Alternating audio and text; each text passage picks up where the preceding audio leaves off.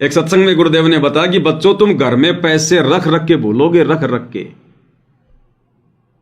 तुम्हारी बहन जी जब कभी तुम्हारे कपड़े धोएगी तब उसमें से कभी 1000 रुपए निकलेंगे, कभी 500 रुपए निकलेंगे, और तुम कहोगे मुझे पता ही नहीं था। कभी तुम अपने घर की सफाई करोगे तो अखबार के नीचे 5000 रुपए मिलेंगे, रख रख के भूल जाएंगे हम। कभी ज्ञान गंगा पुस्तक को यूं खोलेंगे तो पता लो 500 रुपए का नोट रखा। तो वो समय आएगा भाई और बहनों, भगवान ने जो अपने सत्संगों में जो वचन अपने मुख कमल से बोल दिए ना, वो परम सत्य है, वो वैसे ही घटित होंगे। साधु बोले सहज स्वभाव और साधु का बोलिया मिथ्या न जाए, ऐसा ही होगा। और वो समय अब नजदीक आ रहा भाई और बहनों, अब नजदीक आ रहा वो समय। 2028 युग परिवर्तन के बाद देख लेना, संसार में तो वैसे ही कोई दुखी नहीं होगा। जो भक्ति नहीं करेगा वो भी दुखी नहीं होगा, वो भी दुखी नहीं होगा। क्योंकि जिसने अपने घर के आंगन में बड़ा सा पेड़ लगा लिया छायादार, अब उसने तो अपने लिए लगाया ना, लेकिन जब सूर्य जब शाम को जब छिपेगा तो उस पेड़ की छाया पड़ोसी के घर में भी जाएगी। तो जो नालायक भक्ति नहीं करेगा ना, उनको भी यहां परमात्मा लाभ देगा, ऑटोमेटिक मिलेगा। क्योंकि ये धरती पाप और पुण्य से चलती है, सुख और दुख पाप और पुण्य आधार से होते हैं। तो धरती पर इतने भगत हो जाएंगे, इतने हवन, इतनी धार्मिक क्रियाएं, हर जगह भगत ही भगत, परमात्मा परमात्मा की चर्चा, तो पूरे ब्रह्मांड में ये सत शब्द फैल जाएंगे, सत शब्द। और मालिक ने बताया एक सत्संग में कि हमारे जो शब्द है ये अखंड है, ये जो शब्द हैं ये अखंड हैं, शब्दों का कभी नाश नहीं होता है, शब्द अखंड होते हैं। और जैसे शब्द हम निकालेंगे, ये शब्द ऊपर ब्रह्मांड में जाते हैं, ब्रह्मांड में, और ब्रह्मांड में जाकर फिर इनका रिएक्शन होता है, और फिर ये शब्दों का वैसा ही जो प्रभाव है, जो रिएक्शन है, फिर ये नीचे होता है लोगों पर, नीचे फिर वैसा ही उसका रिएक्शन होगा। तो पूरी पृथ्वी पर ऐसा वातावरण हो जाएगा आने वाले समय में, ऐसा वातावरण जब घर घर में 5 यज्ञ शुरू हो जाएंगे, घर घर में। कल के वीडियो में परमात्मा ने यही तो बुलवाया था कि हमने भक्ति करने के लिए कहीं आश्रमों में जाने की जरूरत नहीं पड़ेगी, भगवान ऐसी व्यवस्था करके जाएगा। और गुरुदेव ने क्लियर कर दिया वैसे भी अपने एक सत्संग में कि बच्चों जिस समय ये 5 यज्ञ घर घर में होने शुरू हो जाएंगे, घर घर में, परमात्मा यहां का माहौल चेंज कर देगा पृथ्वी का। दुख नाम की कोई चीज नहीं रहेगी, सतयुग जैसा माहौल आ जाएगा। सतयुग में क्या होता था, गुरुदेव ने बताया, सतयुग में औरत कभी विधवा नहीं होती थी क्योंकि लोगों के पास में भक्ति थी। बेटा बेटी कभी भी अपने माता पिता की आज्ञा की अवहेलना नहीं करते थे, बड़े आज्ञाकारी होते थे। माता पिता की आंखों के सामने उनके बेटा बेटी की मृत्यु नहीं हुआ करती थी, समय पर बरसात हुआ करती थी, घर में कोई अमंगल नहीं होता था, सब पर परमात्मा प्रसन्न होता था। तो गुरुदेव ने बताया कि बच्चों जब घर घर में ये 5 यज्ञ शुरू हो जाएंगे, घर घर में, फिर देखना पृथ्वी का माहौल क्या हो जाएगा। क्या कह रहे हैं गुरुदेव? पुणात्मा देखो परमात्मा की रजा आपके ऊपर कैसी है, थोड़ी सी गर्मी होती है, परमात्मा बच्चा अपनी प्यारी आत्माओं के अमृत बरसा देते हैं, ठंड सी कर देते हैं कि ताकि ये बच्चे परमात्मा की मेरी महिमा को सुन ले। यदि अच्छी ठंड कर दी तो तुम सारे लटके लेने लग जाओगे, न पड़े बैठे बैठे सोओगे।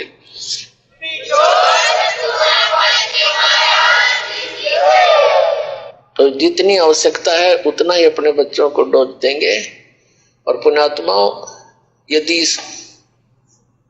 जिसमें पूरा विश्व इस सत भक्ति को स्वीकार करके और अपने अपने घरों में ये पांचों यज्ञ किया करेगा, फिर देखना सतयुग में ऐसा होता था, इतने पुण्यकर्मी प्राणी होते थे, यदि कोई 10 व्यक्ति बैठकर और चर्चा कर देते थे कि भगवान वर्षा नहीं हुई, आपके बच्चे दुखी हो गए, उसी समय परमात्मा वर्षा कर देते थे। यानी कोई अभाव सतयुग में नहीं होता था। पिता से पहले पुत्र नहीं मरता था, स्त्री विधवा नहीं होती थी। अपने आत्माओं, जब हमारे कर्म सुधर जाएंगे और जो हम कर्म कर रहे हैं सत भक्ति ये पूरा विश्व करेगा, तो सब वही सतयुग जैसा ही एक बार फिर से वातावरण होगा। जब हमारे ये कर्म सुधर जाएंगे, और गुरुदेव कह रहे हैं जब पूरा विश्व इस सत भक्ति को स्वीकार करके और अपने अपने घरों में पांचों यज्ञ शुरू कर देगा। आश्रमों में नहीं कहा परमात्मा ने, ये आश्रमों वाली भक्ति नहीं है। अपने अपने घरों में जब पांचों यज्ञ शुरू कर देंगे, फिर वो सतयुग जैसा माहौल आ जाएगा। इसलिए परमात्मा ने 7 संगतियों की शुरुआत करवाई और संकल्प दीक्षा की शुरुआत करवाई कि ज्ञान समझ नहीं रहे, मर्यादाओं का पता है नहीं, और भगत जा है वो पकड़ पकड़ के ले आए, आ जाओ नाम ले लो हमारे गुरुजी से, आ जाओ नाम ले लो हमारे गुरुजी से। ज्ञान उनको समझने नहीं दिया। बताओ फिर क्या खाक भक्ति करेंगे वो आगे चल के। और यही हाल हो गया संगत का। ये जितनी भी भेड़ चाल में संगत वर्तमान में जो ये चल रही है ना, ये कौन है भाई और बहनों? ये वही है जिन्होंने ज्ञान समझा नहीं, जिनको ज्ञान समझने नहीं दिया। आज वर्तमान में सतलोक आश्रम वालों के पीछे चलकर अपनी भक्ति जो बर्बाद कर रहे हैं, राजनेताओं की रैलियों में धक्के खा रहे हैं, इनसे चाहे श्री राम की पूजा करवा लो, चाहे श्री रामपाल जी की पूजा करवा लो, इनको पता ही नहीं। तो ये वही है। सबसे पहले तो वो पुराने भगत जिन्होंने कभी ज्ञान को अच्छे से समझा ही नहीं, गुरु को मानुष माना, वो। और दूसरे गुरुदेव के जेल जाने के बाद इन्होंने पकड़ पकड़ के लोगों को जोड़ दिया, पकड़ पकड़ के जोड़ दिया लोगों को। घर पर ज्ञान गंगा पहुंची नहीं, उससे पहले फोन करने शुरू कर देते हैं, हाँ जी नाम कब ले रहे हो? अरे भैया पहले ज्ञान तो समझ लो। 2 दिन बाद में, हाँ जी भैया नाम कब ले रहे हो? अरे भैया अभी तो मैंने 5 ही पेज पढ़े ज्ञान गंगा के। बेचारे को जबरदस्ती नाम दीक्षा दिलवा दो। बहुत सारे भाई बहनों के फोन आते हैं, वो कहते हैं भगत जी हमें तो 6 महीने के बाद पता चला कि गुरुजी जेल में। इन लोगों ने बताया नहीं कि गुरुजी जेल में।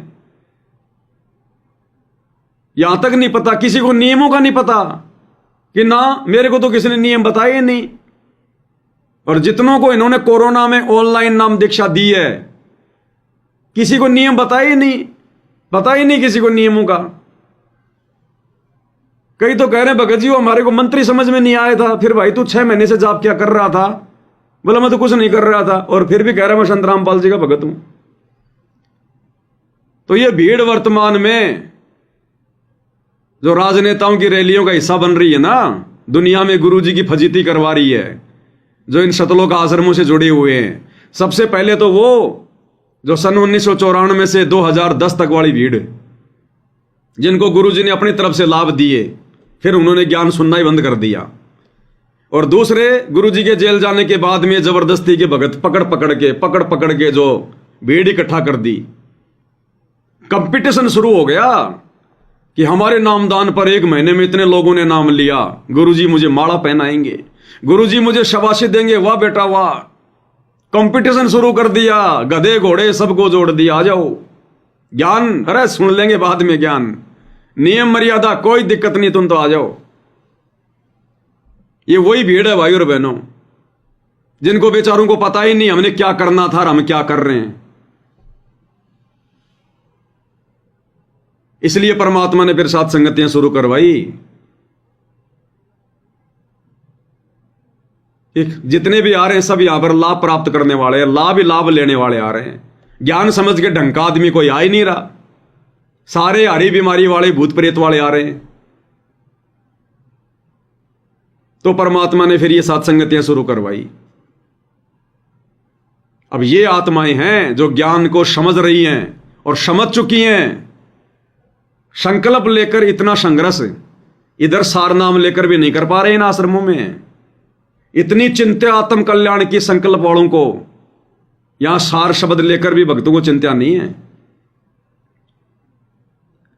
तो हमारा जो विषय था भाई और बहनों कि 100 वर्ष सतगुरु की पूजा एक दिन अनुपासी, वो अपराधी आत्मा फिर पड़े काल की फांसी। साल 6 महीने गुरु जी की भक्ति करी, आशीर्वाद लिया, दर्शन किया, दान धर्म किया, लेकिन ज्ञान को आधार बनाया नहीं और फिर तोड़ दी कोई मर्यादा। और अभी उसका वो बुरा समय आया नहीं जिस कारण से मर्यादा टूटने के कारण उसको कोई विशेष नुकसान नहीं हो रहा। तो वो क्या समझेगा और काल के जाल में फंसेगा वो कि देख भाई मैंने तो गलती भी कर रखी है, मर्यादा भी तोड़ रखी है और मेरा तो कुछ बिगड़ भी नहीं रहा।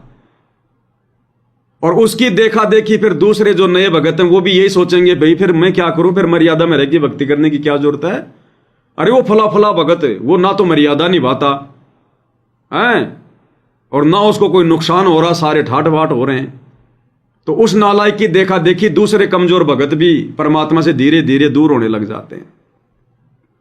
और रीजन क्या बताया गुरु जी ने कि उस नालायक व्यक्ति ने साल 2 साल 6 महीने अच्छे से भक्ति करके दान धर्म करके और सतगुरु चरणों में बैठकर अपनी बैटरी चार्ज कर ली। बैटरी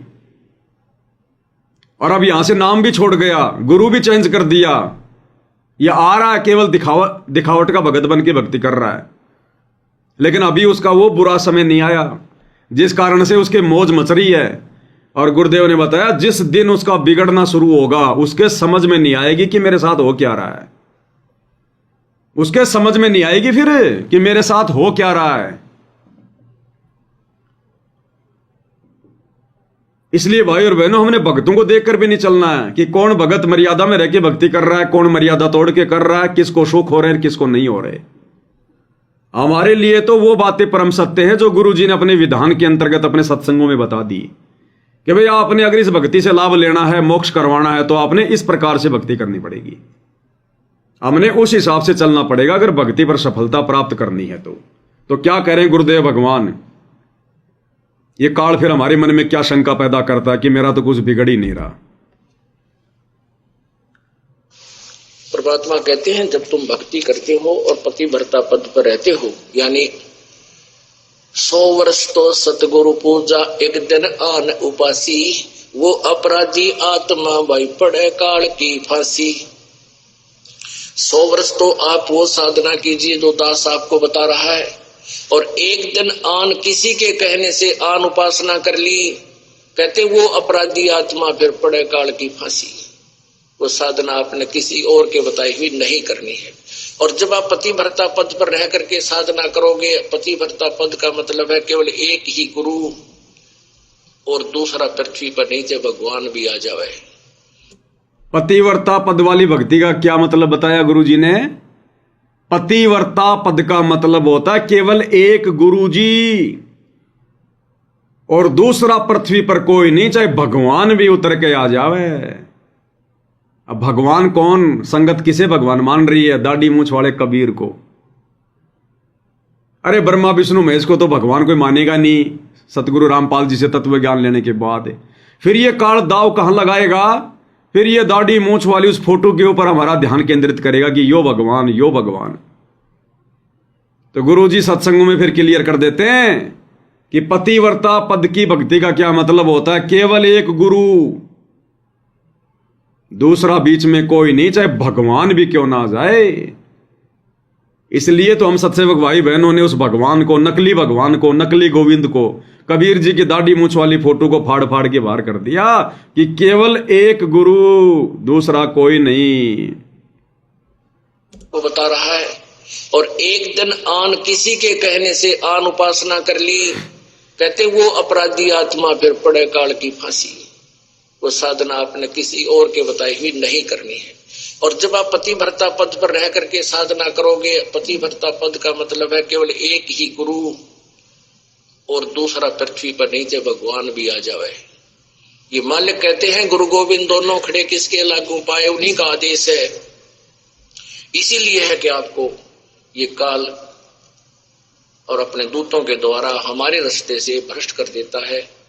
फिर कुछ दिन आपका पुण्य आपके साथ होता है, वो पहले किया हुआ जो इस सतभक्ति का, तो वही आपको देता रहता है। आप सोचते हो मुझे कुछ हानि भी नहीं हो रही है, गुरुजी भी त्याग दिया है और मैं अब साधना भी अपने हिसाब से ही कर रहा हूं, तो पिछला पुण्य जब तक चलेगा, वह बैटरी जितनी चार्ज होगी थी, चार्जर हट गया, चार्जर हटा देने से बैटरी फिर भी काम करती है, इन्वर्टर के पंखे बल्ब फिर भी जगते रहते हैं, लेकिन आगे चार्जर ठीक ना लगने से फिर एकदम सभी आपदाएं आएंगी, सभी बल्ब भी बंद हो जाएंगे, चश्मे ट्यूब बंद हो जाएंगी, पंखे भी नहीं चलेंगे क्योंकि वो डिस्चार्ज होगी। तो परमात्मा कहते हैं 100 वर्ष तक सतगुरु पूजा एक दिन आन उपासी, वो अपराधी आत्मा फिर पड़े काल की फांसी। और पतिव्रता पद पर यानी अन्य की कोई आस्था नहीं रखनी, केवल ये दास जो बताओ वही साधना आपने करनी है, उसी तरह नियम रखने हैं। कहते पतिव्रता जमीन पर जो जो धर है पाँव, और समर्थ झाड़ू देते है ना कांटा लग जाए। आपके जीवन रूपी सफर को परमात्मा आपके पाप कर्म रूपी कांटों को ऐसे बुहार देगा, साफ करके रखेगा कि मेरे बच्चे को, मेरी प्यारी आत्मा को ये कर्म रूपी कांटा दुख ना देते।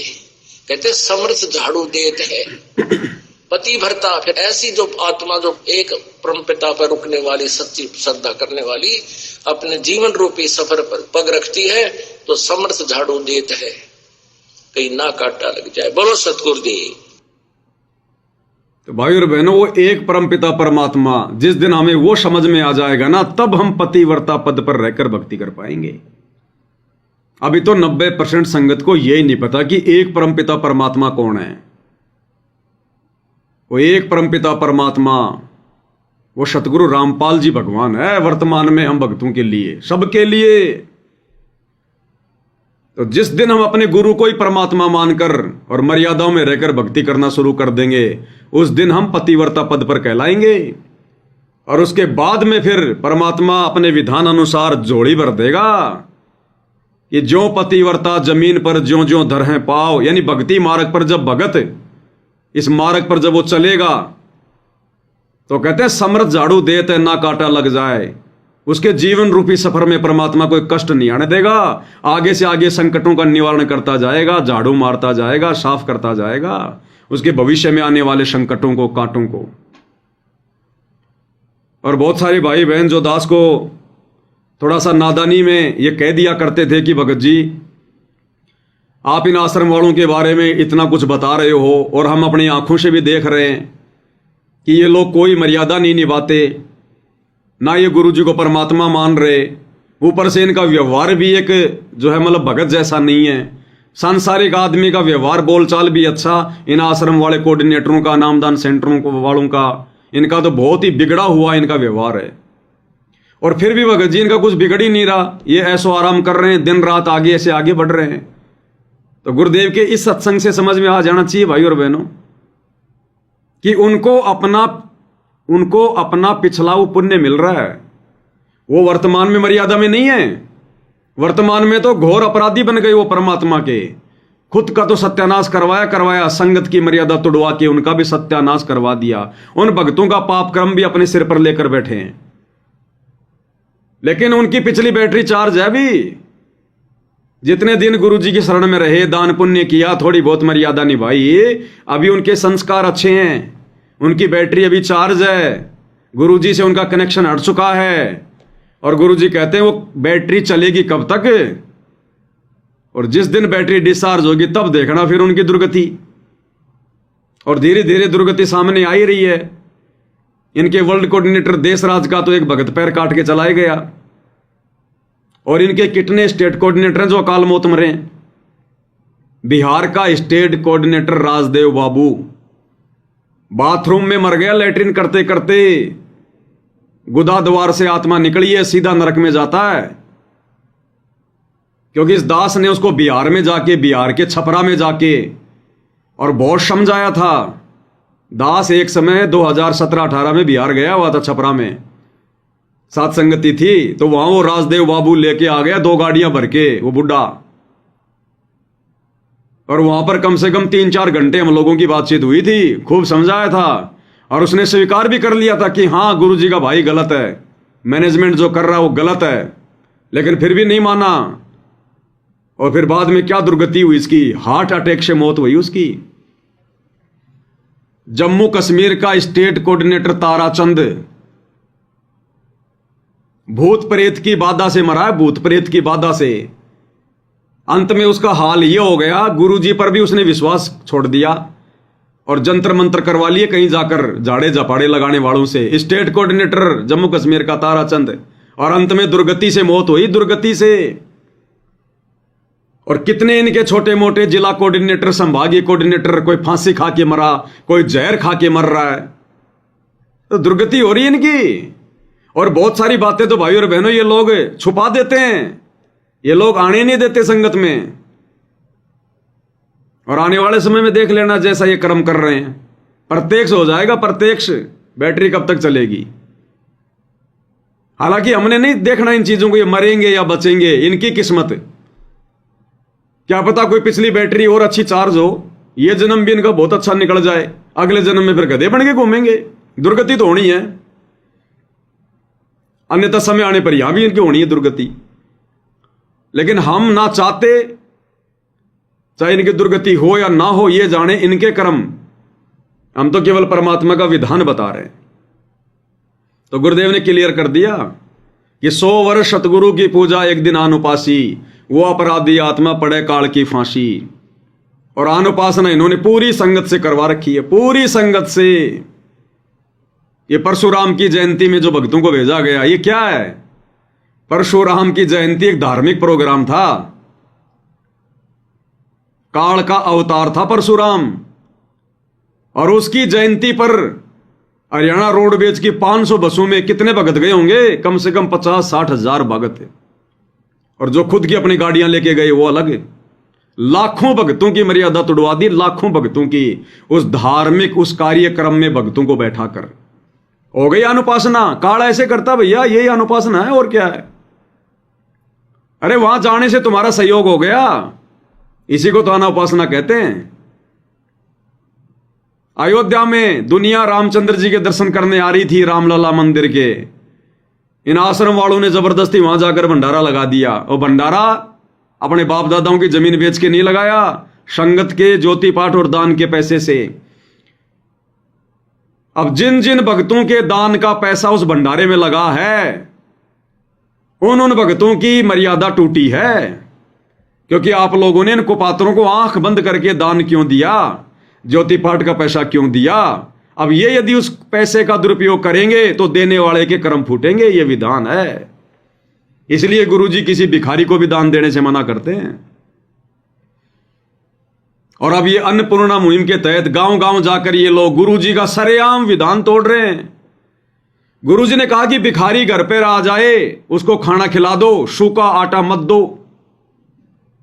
और इनके तो कोई घर पे भी नहीं आ रहा, ये खुद ही जा रहे हैं लोगों के पास, और सूखा आटा, तेल, दाल, चावल, नमक, साबुन, मिर्ची, आलू, टमाटर ले लेके गुरुजी का सरेआम विधान तोड़ रहे हैं। गुरुजी ने कहा कि जा जाके नहीं देना, कोई घर पे आ जाए तो खाना खिला दो। ये कह रहे हैं नहीं गुरुजी, घर पे नहीं आ रहे, हम तो जा जाके देंगे। गुरुजी कह रहे हैं भोजन खिला दो, सूखा मत दो। नहीं गुरुजी, हम तो सूखा ही देंगे। और जिसके मकान बनाए जा रहे हैं वो खुद तो शराब पी के पड़ा है, और ये लोग उसकी कोठी बना रहे हैं। आड़ोसी पड़ोसी भी कह रहे हैं बाबा रामपाल मूर्ख तो नहीं है? अरे ऐसे निकम्मों के तुम मकान बना रहे हो जो दिन रात शराब पी के पड़े रहते हैं, फिर काम धंधा क्या खाक करेंगे ये लोग? ये हाल हो रहा है। क्यों? काल सिर पे बैठा है इन मैनेजमेंट वालों के, आश्रम वालों के। इनको सद्बुद्धि आने नहीं देगा, वही कर्म करवाएगा जिन कर्मों से इनकी भक्ति बर्बाद हो। तो भैया जितनी तेजी से इन लोगों ने गुरुजी की शरण में रहकर थोड़ा बहुत दान पुण्य करके मर्यादा में रहकर भक्ति करके जो बैटरी चार्ज की है ना, अब सीधा सीधा काल इनसे गुरुजी से पंगा दिलवा रहा है। और भगवान से पंगा लेके जो काम करेगा, यानी उनकी मर्यादा तोड़ के जो काम करेगा, फिर उसकी बैटरी भी बहुत तेजी से डाउन होती है। तो मालिक के विधान अनुसार इनके साथ क्या बनेगा वो तो आने वाले समय में पता चलेगा भाई और बहनों। बाकी आप और हमारे ऊपर गुरुदेव ने जो रजा की है भाई और बहनों, बिल्कुल छप्पर फाड़ है, और हमने गुरुदेव भगवान की इस रजा को इसी प्रकार से बना के रखना है। और हमने अपनी भक्ति को प्रथम जो है वो प्रायोरिटी देनी है, प्रथम प्रायोरिटी, प्रथम महत्व अपनी भक्ति को। ये भक्ति से सब कुछ होगा, ये सद्बुद्धि भी भक्ति से आती है। आप और हमारी जन्म जन्मांतरों की भक्ति, दान पुण्य की कमाई जब इकट्ठी हो गई, तब जाकर गुरुदेव भगवान ने आप और हमारा ज्ञान योग खोला है, हमें अपनी पहचान करवाई है। तब आज हम उनकी गैर हाजिरी में पिछले 12 वर्ष से इस भक्ति मार्ग पर मर्यादाओं के साथ टिके हुए हैं। टिकने को तो लाखों संगत टिकी हुई है, लेकिन मर्यादाओं के साथ नहीं टिकी हुई। और वो टिकना कोई टिकना नहीं है, वो तो कभी भी निकल जाएंगे। जब भी थोड़ी सी कोई आपत्ति आएगी, उनको गुरु दूर दूर तक दिखाई नहीं देगा। तो हमारी पिछले जन्म जन्मांतरों की भक्ति संग्रहित थी, पिछले जन्म से होत है पूर्ण हंस मुराद। तो भक्ति से ही सब कुछ होगा। परमात्मा कहते हैं सुमरण से सुख होत है, सुमरण से सुख होत है, सुमरण से दुख जाए। कहे कबीर सुमरण करे तो साईं माए समाए। और मालिक कहते हैं जब तब संयम साधना सब सुमरण के माही। और कहे कबीर रामजन सुमरण सम कछु नाई। और जिन हरि जैसा सुमरिया, यानी जो अपने गुरु जी के द्वारा बताई गई भक्ति जैसी करेगा, मर्यादाओं में रहकर या मर्यादा तोड़कर, ताको तैसा लाभ। और ओषा प्यास न भाग ही, जब लग दसे न आब। यानी भक्ति तो सभी कर रहे हैं, लेकिन गुरु जी कहते हैं जैसा करोगे वैसा ही भगवान निकट आएगा, वैसा ही लाभ मिलेगा। ओस चाटने से, सर्दियों के समय सुबह सुबह घास फूस के ऊपर बारिश की पानी की छोटी छोटी बूंदें होती हैं, उनको कहते हैं ओस। कहते हैं ओस को जीभ से चाटने से प्यास नहीं बुझ सकती, गटागट पानी के गिलास पीने पड़ेंगे। ओषा प्यास न भागी, जब लग दसे न आब। जब लग गटागट पानी के गिलास नहीं पियोगे। तो मर्यादा तोड़कर भक्ति करने का मतलब है ओस चाटना। भक्ति भी कर रहे हैं और परशुराम की जयंती में भी चले गए, ओस चाट रहे हैं। भक्ति भी कर रहे हैं, जाटों के आरक्षण में बैठ गए, ओस चाट रहे हैं। तो मर्यादा तोड़ के भक्ति करने का मतलब है ओस चाटना। और ओस चाटने से भाई ये भक्ति रूपी प्यास नहीं बुझेगी। तो भक्ति हमारे लिए प्रथम होनी चाहिए, प्रथम। बाकी जिस प्रकार से ये दास आप भाई बहनों को समझाने के लिए लाइव आता है, चिल्लाता है, गुरुदेव के सत्संगों से आपको ये प्रमाण दिखाता है,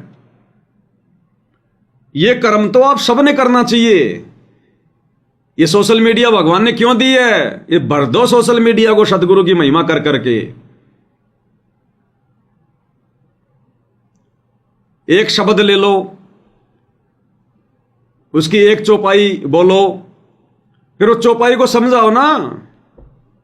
तुम ये क्यों सोच रहे हो कि मेरा वीडियो कोई देख नहीं रहा? 4 भगत देख रहे हैं, 3 भगत देख रहे हैं, आने वाले समय में पूरी दुनिया ना देखेगी। ये दुनिया भर की बकवादें जो लोग डाल रहे हैं 2 पैसे कमाने के लिए, लड़कियां अर्धनग्न होके पता नहीं क्या क्या वीडियो बना रही हैं। अरे ये लोग फालतू में सोशल मीडिया को भर रहे हैं, मिलना इनको कुछ नहीं है, इनके कर्म बिगड़ रहे हैं। ये सजा के हकदार है आने वाले समय में। और आप और हम जो वीडियो बना बना के डाल रहे हैं, भले आज हमारे ज्यादा व्यू नहीं आ रहे, ज्यादा लोग नहीं देख रहे, आज दुनिया के भले ये मतलब के ना हो, उनकी नासमझी के कारण है तो सबके मतलब के।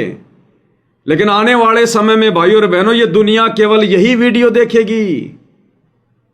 जैसे आज आप और हम भगत भाई बहन इस ज्ञान से परिचित होने के बाद, काल के षड्यंत्र से परिचित होने के बाद, आप और हम जब भी यूट्यूब खोलते हैं, फेसबुक खोलते हैं, हम यही देखते हैं कि कोई सत्संगति का वीडियो आ जाए, गुरु जी का कोई सत्संग आ जाए, बाकी बकवादे हम नहीं देखते, खोलते भी नहीं हैं। तो आने वाले समय में इस पृथ्वी पर जब सभी भक्ति करेंगे तो बकवाद कौन देखेगा? सब लोग भक्ति से संबंधित वीडियो देखेंगे, और उस समय जिस भी भगत भाई का वीडियो आ गया वही देखना शुरू कर देंगे। तो आने वाले समय में दुनिया देखेगी। अरे गरीबदास जी ने जिस समय अपना ये सदग्रंथ साहिब लिखवाया, उस समय कौन सुना करता था, कौन देखा करता था? गरीबदास जी बोला करते थे, और वो क्या नाम था उनका, गोपाल दास जी, वो लिखा करते थे, और 24,000 वाणियां लिखवा दी उन्होंने, इतने शब्द लिखवा दिए। उनको पता था कि आने वाले समय में पूरी दुनिया इसको पढ़ेगी। आज ये दास सत्संगति की वीडियो बना रहा है, कितने लोग देख रहे हैं? चंद लोग। दुनिया के तो मतलब के नहीं हमारे वीडियो वर्तमान में। संगत वालों ने मुझे गुरुद्रोही मान रखा है, संगत वाले वैसे डरे हुए हैं। ये पवन दास का तो अगर शकल भी देख लिया तो पता नहीं हमारे घर में कोई भूत घुस जाएगा। और नालायकों को पता नहीं कि पवन दास के वीडियो देखोगे तो भूत बाहर निकल जाएंगे। तुम्हारा जो भरम भूत है ना, वो बाहर निकल जाएगा अगर वीडियो देख लोगे तो। मालिक कहते हैं ना, हमारा संत महात्मा आवेंगे, वो शब्द साहिब के गावेंगे, और मारे भरम भूत मिट जावेंगे, फिर होवे नाम विश्वास। तो पवन दास के वीडियो देखने से तो असल में ये मैनेजमेंट रूपी भूत, ये कोऑर्डिनेटर रूपी भूत जो तुम्हारे दिलो दिमाग में घुसे हुए ना, ये निकलेंगे। लेकिन ये काल देखने नहीं दे रहा। तो आने वाले समय में भाई और बहनों, ये दुनिया वाले यही देखेंगे और कुछ नहीं रुचि बनेगी। इसलिए जो कर्म आज ये दास कर रहा है मालिक के आशीर्वाद से, ये आशीर्वाद गुरु जी ने सबको दे रखा है। इस संगत को इतना डरा रखा काल ने, इतना डरा रखा है। सत्सेवक भाई बहन तो फिर भी अपने गुरु जी की महिमा कर लेते हैं, कोई शब्द गा लेता है, कोई लाइव आ जाता है। ये आश्रम वाले तो इस ज्ञान के ऊपर लाइव भी नहीं आते, डरा रखा है काल ने। कोई शब्द भी गाते हुए दिखा आपको आज तक भी कोई मैनेजमेंट वाला? किसी शब्द का कोई जो है खुलासा करता हुआ दिखाई दिया कोई मैनेजमेंट वाला इन सतलोक आश्रम वाले? जबकि इन लोगों ने तो लाखों लोगों को सोशल मीडिया सेवादार बना रखा है। इंस्टाग्राम और ट्विटर, फेसबुक और यूट्यूब इनको पढ़ा रखा है, इनकी ट्रेनिंग होती है। फिर भी कोई माई का लाल गुरु की महिमा के लिए आधा घंटा भी लाइव नहीं आ रहा। काल इनके मुंह से गुरु महिमा में कुछ निकलने नहीं देगा। इसलिए भाइयों और बहनों, हम सबकी जिम्मेदारी बनती है, और है क्या हमारे हाथ में अब, और लाभ ही लाभ, लाभ ही लाभ। तो सोशल मीडिया को भर देना चाहिए भगत भाई बहनों ने। गुरुजी तो यही चाहते हैं। अरे विचार करना चाहिए, सोशल मीडिया दी हमारे बाप ने, ये सोशल मीडिया दी हमारे बाप ने, इंसान को बुद्धि दी हमारे बाप ने, सतगुरु रामपाल जी ने। ये सोशल मीडिया उन वैज्ञानिकों के माध्यम से बुद्धि देकर हमारे बाप ने बनवाई, और बकवाद डलवारा काल। क्यों? भक्तों की कमजोरी के कारण, भक्तों की कमजोरी के कारण। डालो। क्यों अपने घरों में बैठे हो डर के? क्यों डर रहे हो अपने कोऑर्डिनेटरों से? क्यों डर रहे हो गुरु जी के परिवार से?